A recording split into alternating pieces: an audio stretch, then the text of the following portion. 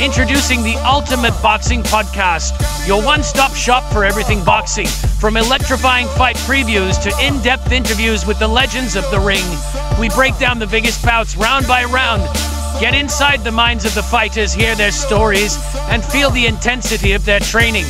Whether you're a hardcore fan or just starting out, our podcast has got you covered. Stay updated with the latest news, rivalries, and predictions. Tune in and feel the adrenaline, the passion, the raw power of boxing. Boxing is about perseverance, pushing through every challenge. It's the spirit of hard work and dedication that defines a true champion. So what are you waiting for? Like, follow, and subscribe to the Unprofessional Experts podcast. Stay tuned for more exciting updates. Without boxing, nothing in the world means anything.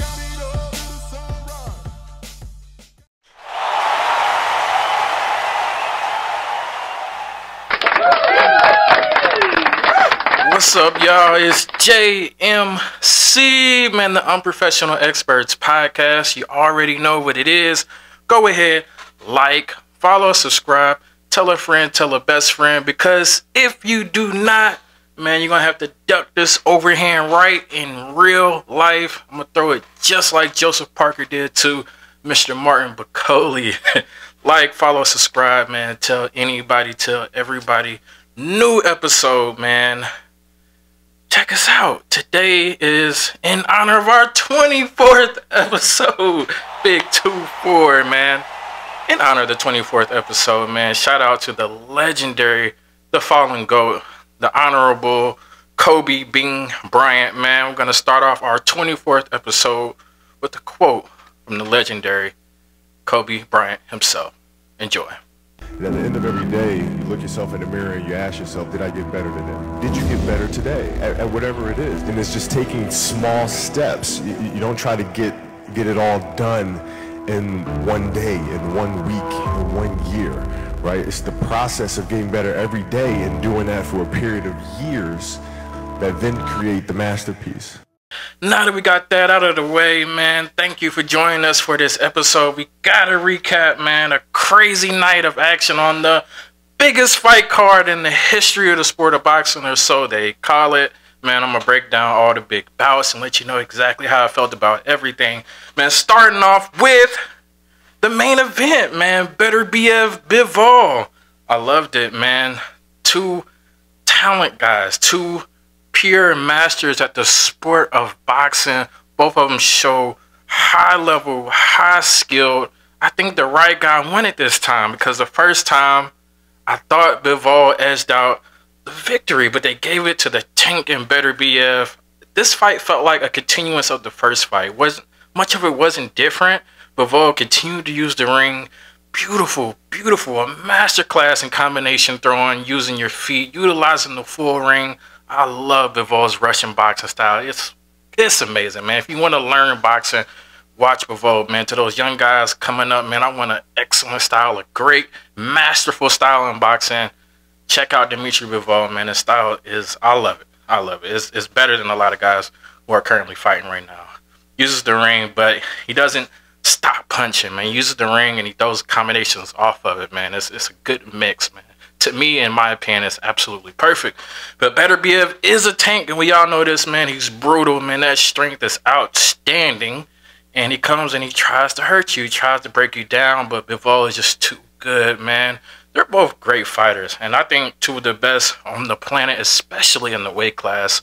With all 4 belts on the line, Dmitry Bivol was able to pull off that decision. We're talking about pound for pound right now. I mean, if you're looking at lists, of course, you got Usyk up there. You know, you've got Canelo, you've got Crawford, you've got Gervonta. I need Dmitry Bivol in the mix. Top 3, no lower than top 5 on pound for pound, with getting all 4 belts in the light heavyweight division. That is the second undisputed reigning champ that he has dethroned. Canelo had all the belts when he beat Canelo. You know, of course, Beterbiev had all the belts and he got his belt back, plus the rest of the belts in the division. He is the king at 175. Now, interesting about this matchup is we're calling for a trilogy. I want to see it again. You know, Beterbiev got one, Bivol has one, but they're trying to throw Benavidez in the mix, fresh off of his scrap with Morrell. I like it, but I want to see the trilogy first. because, man, these two fights are perfect. They're great for boxing. It's high-level skill. Nobody's way better than the other. They're both good, and I feel like boxing needs more of that. So how do you feel? Do we need the trilogy, or do we need to throw Benavidez in the mix? I say let Benavidez fight Callum Smith. Why not? Callum Smith had a great showing. He's the interim champ now. Him with Buachi, I'll tap into that in just a moment. I say, man, on the same card, Benavidez, Callum Smith, better be a Bivol for the third time, man. I'm talking about an instant classic. That might actually be the greatest card in boxing history. I loved it, man. I liked it, man. You saw how much passion Bivol had after that matchup. After the fight, I came to Bitter Beef and I told him, Arthur, I respect you so much, because when I was young and I came to national team, I was looking after you, how you are training, and you were the #1. I really respect you, and I want to shake your hand and say thank you for this fight. And we shake hands. And he said, thank you for the fight also, and this is sport. Yeah, this is what happened. You are a good fighter also. And then we had another talk. He came, but he didn't. But he said, like, I will not shake hand now because we will have third fight. And it was in the normal way, not like arrogant. You know, it was fine. I said, okay, no problem. Amazing. Thank you. I do hope they do it a third time, because boxing needs it. You want to continue to have great matchups. So moving down on the list, I'll go in order, right? So we've got Joseph Parker with a late replacement, and Martin Bacoli. Is it fair to say that Martin is coming in with no camp at all? Nothing. I know people have talked about this and that. He's in the Congo. Billy's in Scotland. So there's no camp that could have been going on from the Congo, believe me. So listen, it goes against every rule in boxing I've ever learned, ever seen. I've never heard about this before. If he can pull it off, it sort of rips up every rule book. But if anyone can do it, Martin Bacoli can. It's truly incredible. Bacoli did his thing against Jared Anderson. He was established as the boogeyman. Everybody's ducking him. And so, you know, this was supposed to be intriguing. Come to find out, versus Daniel Dubois would have absolutely been a better matchup, because in the second round, Joseph Parker lands a phantom overhand right that absolutely deletes Martin Bacoli. Now, you can be a boogeyman, but you can't be a boogeyman without a camp. And so you can't take high-level championship caliber fights against guys who can really box like Joseph Parker. You can't just step in the ring without a camp. I'm sorry, I know heavyweights rely on power, so he thought he was okay. Probably familiar with Joseph Parker's game. They were both sparring partners for Tyson Fury at a point in time. And so he probably thought to himself, man, hey, I can beat this guy. I'm familiar with him. That was probably when he was in shape. Being out of shape, it showed not necessarily in how he was breathing or anything like that, but he had low punch resistance. The first clean punch that was landed, he fumbled. He was gone. He was out of there. Big man down. And so I hate that for Bacoli, because we were really holding him up high after what he did to Jared Anderson. Now we're like, man, hell, Joseph Parker is the boogeyman now. And so looking back, man, I really hope Daniel Dubois gets back healthy, gets back in the ring so he can defend his title. I need Joseph Parker versus Daniel Dubois, but hopefully Bacoli gets a proper camp for his next fight so we can see him at full strength. I don't like what he did. For his team, you got to protect your fighter better than that, man. You can't, as a fighter, you think you can do anything. You can climb all mountains. You can accomplish all goals. But as an advisor and as your team, man, they got to tell you, like, man, you've had no camp. We can't go in at a championship caliber fight without a camp. The championship fighters are different. This isn't smart. And it showed up. Parker Bacoli, I don't think the fight should have happened, if I'm honest. I don't think anyone did anything wrong, but you know, when you're representing Martin Bacoli, you've got to ask yourself, right? For a long time, he struggled to get opportunities, right? Now he's found his way in Riyadh season. He's very well liked. He's developing a bit of a name, a bit of a brand. He's got an IBF final eliminator to become the mandatory to Daniel Dubois against F.A. Ajagba at Times Square, right? For a big purse. Obviously he got more money than that tonight, but he did it on 24 hours notice. He took 2 flights indirect across Africa and landed this morning here. I think sometimes you need to just take a step back and go, what on earth were you doing? Like, yeah, we'll go. We're fit. We can beat Parker. You're not fit. Probably don't know what day of the week he is. He's got Daniel Dubois' gloves on. I think it was a bad decision. I really do. And listen, respect to the bravery and all that, but sometimes you've got to be a bit smarter than that. You need people around you to say, no, absolutely not. You know, and all right, they might made another £1 million or $1 million, whatever, but you've lost your opportunity to be mandatory. And now you might have slipped back to the end of the queue. But I couldn't be happier for Joe, because he took a risk taking the fight, and he deserves it. He's on a great run. Love Joe, love Andy Lee. Good luck to him. But man, respect to both guys. Joseph Parker is on a legendary run. It's title shot or bust for him. We need Usyk, we need Dubois, we need top of the game for Joseph Parker, man. He's been doing his thing, absolutely. Martin Bakole, man, rest up, come back, man, get a full camp for your next fight. And so that takes us to Shakur Stevenson versus, man, the electrician and Joshua Patty. Once again, I'm going to keep saying this. Me at my best is better than everybody. I don't care who it is. That guy, he just wasn't on my level to be able to show too much of it. But the guys that's on the highest level, I will make them look like that too. I promise you. No disrespect, man. Most boxers have a job, so we're calling him an electrician just because of Shakur Stevenson. But Shakur did what he was supposed to do. He stopped him in the ninth with some body shots. Questions about Shakur. Questions about Shakur. I am a Shakur fan, but I would say he should have got that guy out earlier than that, simply because he is an electrician. Now let me break this down. He has a job, so that means that boxing is part-time for him, and he has a full-time job to support his family. And so you let a part-time boxer on weeks notice or less get in the ring and go 9 full rounds with you. He teed off at will. He landed every shot he wanted to land. Shakur did exactly what he wanted to do. But if I'm at work at the beginning of the week, and by the end of the week, I'm in the ring with Shakur Stevenson, that's bragging rights for me. And I made it 9 rounds. I'm pretty goddamn proud of myself. No camp once again. This could have potentially been the greatest card in history, but the replacement fighters had 0 camp. So I think that's something that Turk and them can learn from. Like, man, let's get some replacement guys, you know, on standby so that they're ready for these big matchups. Instead of having 7, 8 championship fights, take that down to, like, you know, 4, maybe 3 or 5 championship fights with some guys on the undercards that are in the same weight class so they can be ready as replacements if necessary. So you're not getting guys off of the couch into world title fights. It's crazy work. I think that's the only bad thing about this card, what I didn't like. And so with a guy being an electrician going 9 rounds with Shakur Stevenson, that is a knock on Shakur. He did stop him. He looked great. Pinpoint combinations. The commentating was kind of bad. They were really focused on Shakur's hand, saying that he hurt it. He still threw it. He did what he wanted to do. I mean, he literally had no opposition in that fight. Shakur looked like Shakur. He threw punches. Actually was a good output for Shakur. By no means was it boring. He was teeing off on a guy that he knew he could. I got respect for the electrician. I got respect for Patty. He did his thing. I want to see Patty again, man. Crazy dope back tap, man. He was in there, man. He was a live dog. You know, he got beat up, but hey, I'm a fan of Pat Lee now. Hopefully Shakur gets a good matchup, the matchups that we want to see. We know who he's calling out. We know what the division is about. We know it's Gervonta, Keyshawn Davis, Lomachenko. We know it's loaded. We know the fights are there. We just need for them to come to fruition, man. We need Turkey, Matchroom, top-ranked PBC. We need all these guys to come together and make the big fights at lightweight. The entire boxing world is calling for it.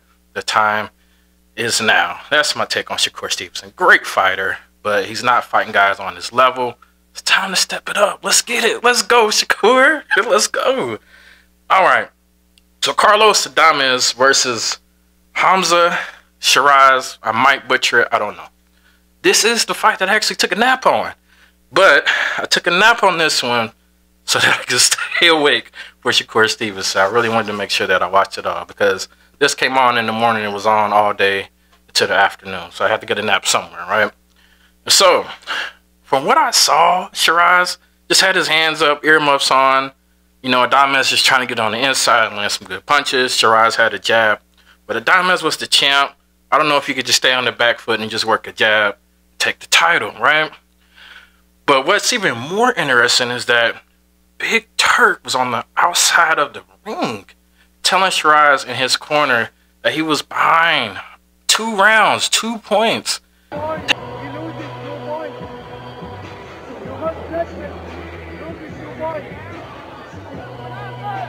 That's crazy. And what's crazy about that is Gervonta recently said in an interview that he wasn't going over there to fight because Turkey's got his guys. And he's going against more than just a fighter. And at first I thought that was cap, that was crazy. Gervonta was being scared. But there's some truth to it. If we've got Turk on the outside of the ring letting guys know that they're behind 2 points, that is not allowed in the sport of boxing. That needs to be investigated. That is very suspect.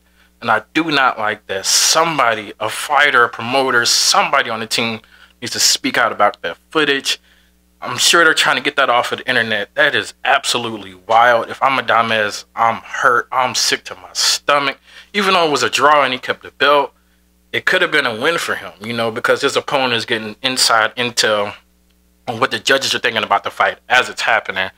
Not something that should be allowed in the sport of boxing. Boo Turk for that, man. I don't like that happened. In my mind, that's cheating. I don't know how you feel about it. Let me know. Go ahead, drop a comment, man. We can go back and forth. I'll even argue with you. I love to banter.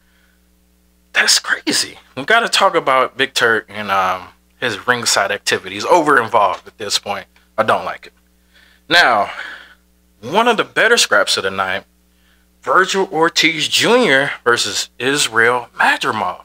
Now we Bagachok fight on December. I sick, very sick, and then we are before fight Virgil Ortiz two weeks ago. We are going to doctor. Doctor says you sick, no,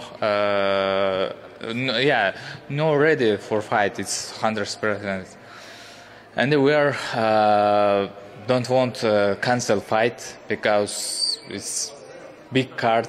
I want.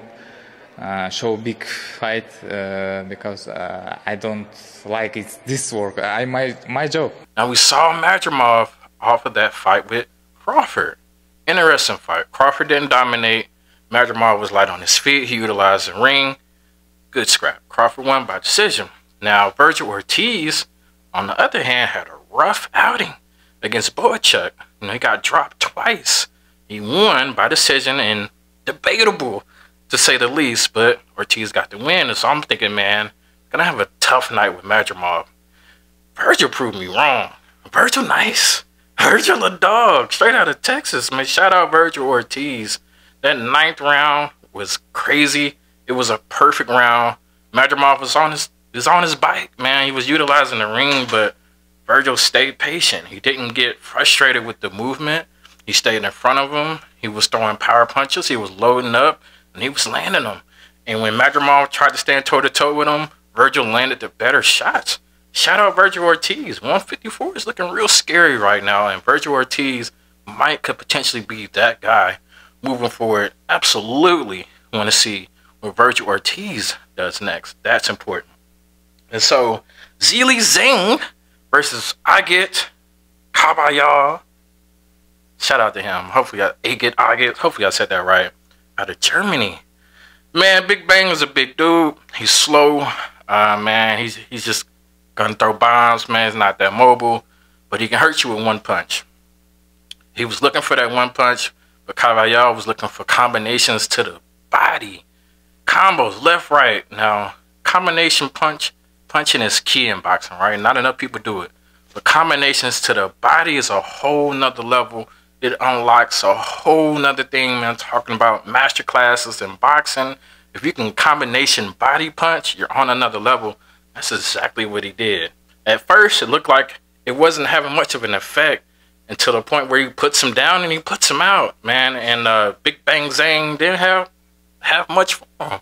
Caballero was too slick, man, too agile, too young. Big Bang is 40, you know, so it might be time. But, man, shout out to Agit, something like that. Caballero is an interim champ, man. Another guy, it might be time for a title shot. Who knows, man? There's heavyweight division is interesting right now. There are some contenders. There are some guys that can absolutely scrap. And so I'm interested to see how those moving pieces work. I like Caballero. I like what he did. Now for me, outside of the main event, the best fight of the night was Callum Smith versus Joshua Buatsi. Now, I had Buatsi going into it, right? I'm thinking, man, former Olympian, he's undefeated, not as active as I would like to be, good, solid fighter. But Callum Smith is a former champ. Look, it's a couple of years older, man, good range. The only people that Callum Smith have ever lost to are Canelo and Beterbiev, so he knows what he's doing in that ring. And man, those guys, they were going at it, man, back and forth. A good combination puncher from both. What I didn't like, though, was Buatsi's defense. Man, he was there to be hit. And Callum Smith did just that, man. He teed off on dude, man. He was throwing some good stuff. Body work, up, down, and they gave it to each other, man. Back and forth, you know, from 1 to 12. It was good stuff. Callum Smith was just a little bit better, a little bit more effective. His punches had more of an effect on Buatsi than Buatsi's punches had on Callum Smith. And so Callum Smith is trying to put himself in the mix. You know, we could talk about him with, let's say, Morel, or him with even potentially Benavidez. If Beterbiev and Bivol do a third one, you know, Benavidez might need a stay busy fight. So let's throw him in there with Callum Smith, man. The light heavyweight division is looking great right now. Buatsi, I did hear that he ended up going to the hospital after the fact, so hopefully all is well. You know, prayers for him and his health. He did take a lot of punches in that matchup. Let me know what you think, man. Overall, was it the greatest card ever? It was good. Most cards don't have stacked undercards, and so the main event was great, and there were some noticeable fights, noticeable moments on those undercards, some good knockouts. Nobody saw Bacola getting dropped in round 2, so that was good. Virgil Ortiz shined. He looked like a future star. Like I just mentioned, Callum Smith and Buatsi, they put in work, which should have just been the opening fight. And the 2 fights before that, that was a waste of people's time. No disrespect to those guys. But, man, Big Turk is doing good things in boxing, man. He needs to stay out of those corners, letting people know what the judges' scorecards are. That's absolutely trash. It should never be allowed ever again in the sport of boxing. All that being said, man, the last Crescendo Riyadh season, man, they had Floyd Schofield pulled out.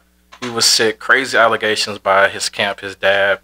Daniel Dubois probably saved Floyd Schofield's career by falling sick as well, because everybody thought he was ducking Shakur, which is crazy to get to fight week and duck somebody. But interesting. We'll see what happens next with Floyd Schofield. Hopefully he can get back in the mix, get another title shot. Absolutely want to see what Daniel Dubois is going to do. I was looking forward to that matchup probably the most outside of the main event. Main event was a great scrap. Hopefully they do it a third time. The last Crescendo, man, the greatest card in boxing history. Go ahead and leave a comment. Let us know what you think, man. Good stuff. Overrated card. Couple of good scraps, but no way it was the best card in history.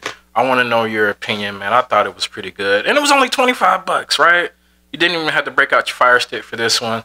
The rest of the pay-per-views are, you know, $250 plus. That's what it feels like to me. Like, that shit is high.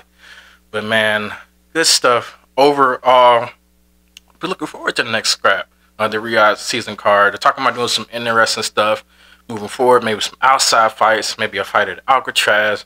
Turkey's trying to pull a hat out of the bag, man. His goal is to bring fans into boxing. I love that about what he's doing. For sure, man. So just a quick recap, a good breakdown of everything that happened with the last Crescendo. I am JMC. Go ahead, like, follow, subscribe, tell a friend, tell anybody, tell everybody. Because if you do not, I'm losing my voice, man, we can definitely squabble up. Go ahead, man. Check us out, man. Share this episode. Until next time. The odds to be successful because it's not in your favor. The game ain't built for your success. You gotta be a beast, you gotta be harder, you gotta be stronger, you gotta be meaner, you gotta be hungrier, because you're gonna be fighting an uphill battle. It's like escape velocity. You know, to get out of the atmosphere, go into space, you need the escape velocity. And if you don't have it, you're not gonna penetrate the atmosphere, because it's gravity working against you. It's embrace it as part of the game. That's how it goes. You know, that's what it's physics. It ain't personal. It's science. For real, if you a young kid trying to do it, it's gonna run you down. You know what I'm saying? It's gonna beat you up, but life gonna do it to you. Failing gonna do that to you too. That's real though. I think to stay inspired, you You just have to make the decision that that's your intention. And I think that's what we see when we see young people do unbelievable things come from Oz. It's unbelievable. They had the raw intention, they had a strong intention, it was pure. And it drove them there and took them there and navigated, you know, through all the speed bumps and the potholes and all that. I feel like